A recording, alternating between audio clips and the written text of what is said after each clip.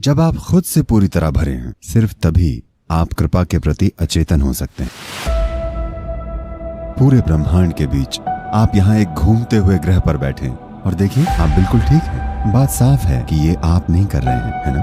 निश्चित रूप से ये आप नहीं कर सकते। जो इन चीजों को संभाले हुए है, उसका एक नाम है कृपा। तो जिसकी भी वजह से ये सब चीजें हो रही हैं, वो ऊर्जा, वो शक्ति, हम उसे कृपा कहते हैं।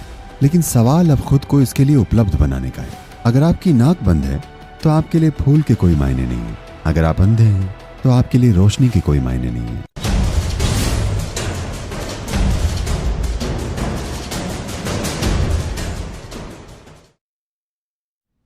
नमस्कारम सद्गुरु। मैं कृपा के बारे में एक सवाल पूछना चाहता हूं। मुझे ठीक से नहीं पता कि इसे किन शब्दों में पूछूं, लेकिन किस बारे में? कृपा कृपा कृपा। हाँ, आप मुझसे इस फूल की खुशबू के बारे में बात करने के लिए कह रहे हैं। ऐसा कैसे करें? अगर आपके पास एक संवेदनशील नाक है, सिर्फ तभी। शानदार। वरना अगर आज किसी की नाक बंद है तो इसके कोई मायने नहीं है। तो बहुत से लोगों के लिए कृपा के कोई मायने नहीं है। वे लोग तो ऐसा नहीं है कि आपको इसके बारे में सोचना है या इसके बारे में बातें करनी है। बात बस इतनी है कि अगर आप खुद से बहुत ज्यादा भरे हुए हैं, जब आप खुद से पूरी तरह भरे हैं, सिर्फ तभी आप कृपा के प्रति अचेतन हो सकते हैं। ये इसी तरह है जैसे कि आपको ग्रहों और सौरमंडल और आकाशगंगा वगैरह को जानने के लिए स्कूल जाने की जरूरत नहीं है। बस एक आम इंसान की तरह अगर आप ऊपर देखते हैं तो आपको नहीं पता कि यह कहां शुरू होता है और कहां खत्म होता है। पूरे ब्रह्मांड के बीच आप यहां एक घूमते हुए ग्रह पर बैठे हैं और देखिए, आप बिल्कुल ठीक हैं। बात साफ है कि ये आप नहीं कर रहे हैं, है ना? निश्चित रूप से ये आप नहीं कर सकते। जो इन चीजों को संभाले हुए है, उसका एक नाम है कृपा। अब आप इसके लिए उपलब्ध हैं या नहीं, यही सवाल है। कृपा से हमारा मतलब किसी खास किस्म की कृपा नहीं है। हम उसकी बात कर रहे हैं जो हर चीज का आधार है। क्योंकि आप नहीं जानते कि यह सौर मंडल कैसे टिका हुआ है। आपको नहीं पता क्योंकि आप नहीं जानते कि यह पूरा ब्रह्मांड कैसे टिका हुआ है। आपको तो यह भी नहीं पता कि आप कैसे बने हैं। सच में, कैसे इतनी सारी कोशिकाओं ने साथ आकर आपके शरीर को बनाया और आपका जीवन चल रहा है। आप वाकई नहीं जानते। आपके पास बहुत सी व्याख्याएं हैं, पर आप जानते नहीं हैं। अगर आप जानते होते तो आप खुद एक इंसान बना लेते। अगर हमें अच्छे से पता हो कि कैसे, तो हम बना लेंगे, है ना?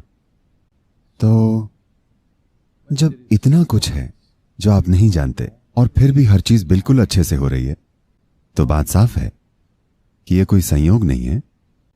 तो जिसकी भी वजह से ये सब चीजें हो रही हैं, वो ऊर्जा, वो शक्ति, हम उसे कृपा कहते हैं। लेकिन सवाल अब खुद को इसके लिए उपलब्ध बनाने का है।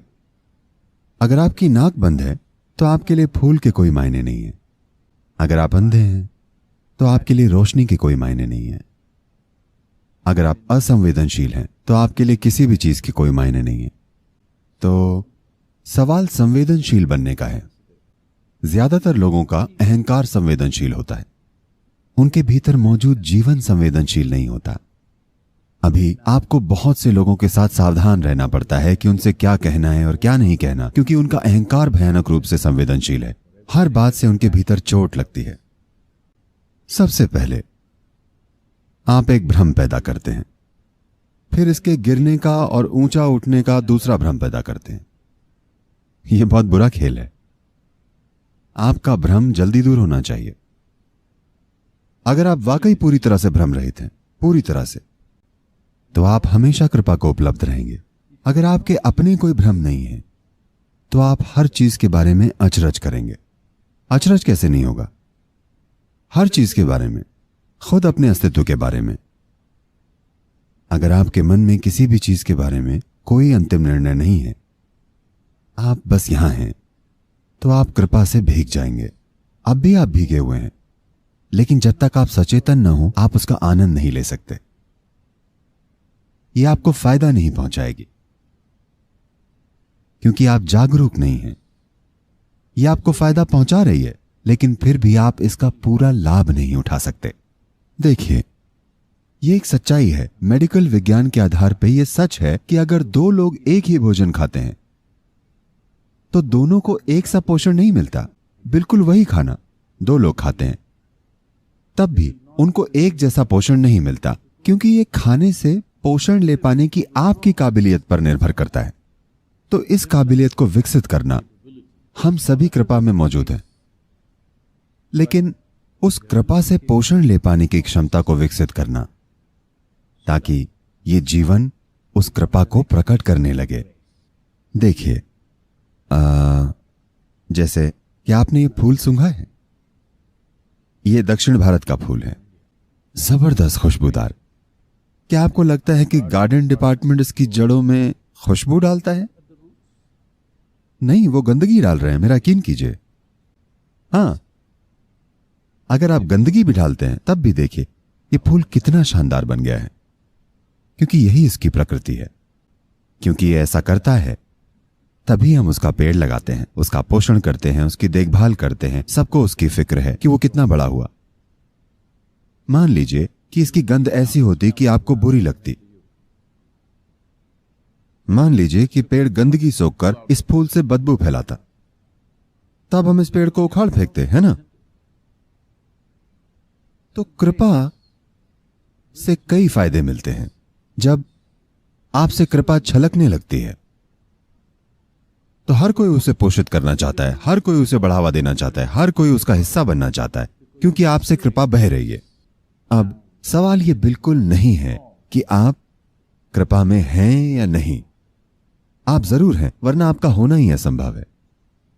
सवाल सिर्फ यह है कि आप कृपा फैला रहे हैं या इसको किसी घटिया चीज में बदलकर हर किसी पर डाल रहे हैं। मैं आपको भारत की एक प्रसिद्ध कहानी सुनाता हूं। यह एक लोक कथा है और शायद इस देश में हर कोई यह कहानी जानता होगा। एक ऋषि था जो जंगल में रहता था। वो अंधा था, वो देख नहीं पाता था, बस एक ही जगह पर बैठा रहता था। उस रास्ते से बहुत कम लोग गुजरते थे। जब कोई वहां से गुजरता तो वो उसे कुछ दे देता और वो उससे अपना गुजारा करता था। वो अंधा था। एक दिन ऐसा हुआ कि राजा अपने मंत्रियों और सिपाहियों के साथ शिकार खेलने जंगल में आया। शिकार करते समय एक हिरन का पीछा करते करते राजा रास्ता भटक गया और साथियों से अलग हो गया, क्योंकि आप जानते हैं कि राजा के पास सबसे तेज घोड़ा होता है। वो बेहतरीन घोड़े की सवारी करता है। तो वो उनसे आगे निकल गया और भटक गया। वे सब उसे खोज रहे थे और खोजते खोजते वे सब भी भटक गए। और फिर एक सिपाही आया और उसने ऋषि से पूछा, क्या तुमने राजा को देखा? ऋषि बोला, नहीं। सेनापति आया और उसने पूछा, क्या तुमने राजा को देखा? उसने कहा, नहीं। फिर मंत्री ने आकर पूछा, राजा को देखा क्या? फिर राजा खुद आया। तो अंधा ऋषि तुरंत पहचान गया कि ये राजा है। वो बोला, अरे आपके लोग आपको ढूंढ रहे हैं। पहले आपका सिपाही आया, फिर आपका सेनापति आया, फिर आपका मंत्री आया। राजा ने गौर से देखा कि ऋषि तो अंधा है। तो फिर राजा ने पूछा, हे दिव्य ऋषि, आपने कैसे पहचाना कि पहला आदमी सिपाही था, फिर सेनापति और फिर मंत्री? ऋषि ने कहा, पहले जो आया था उसने कहा, अरे ओ अंधे, क्या तूने राजा को इधर आते देखा है? क्या कोई इस रास्ते से आया था? तो मैं जान गया कि वो आपका सिपाही होगा। दूसरे आदमी ने बिना किसी आदर के लेकिन अधिकार से पूछा, तो मैं जान गया कि आपका अधिकारी होगा। तीसरा आदमी जो मंत्री था उसने बहुत आदर से पूछा, तो मैंने सोचा कि वो आपका मंत्री होगा। अब आप आए हैं, आपने मेरे पैर छुए और मुझे दिव्य ऋषि कहकर बुलाया, तो आप राजा ही होंगे। चाहे आप खाना खाएं या सांस लें या पानी पिएं, कुछ भी करें, यह कृपा है, वरना कैसे होगा? 2 हिस्सा हाइड्रोजन और 1 हिस्सा ऑक्सीजन मिलकर आपको जीवन देने वाला पानी बनता है। यह कृपा है। ठीक है, आप इसे समझा सकते हैं, लेकिन आप ये नहीं जानते कि ऐसा क्यों होना चाहिए। जो कुछ भी हो रहा है वो कृपा है। अब आप कृपा पीते हैं, या आप कृपा खाते हैं, या आप कृपा सांस में लेते हैं, तो क्या आपसे भी कृपा बहेगी? क्योंकि आपने कृपा को अपने अंदर समाया है, तो आपको कृपा को संजोकर अपने चारों तरफ फैलाना भी चाहिए। तो दोस्तों, आपको ये वीडियो कैसी लगी कृपया करके कमेंट बॉक्स में जरूर बताएं और इस वीडियो को अपने दोस्तों के साथ शेयर करना न भूलें। नमस्कार, धन्यवाद।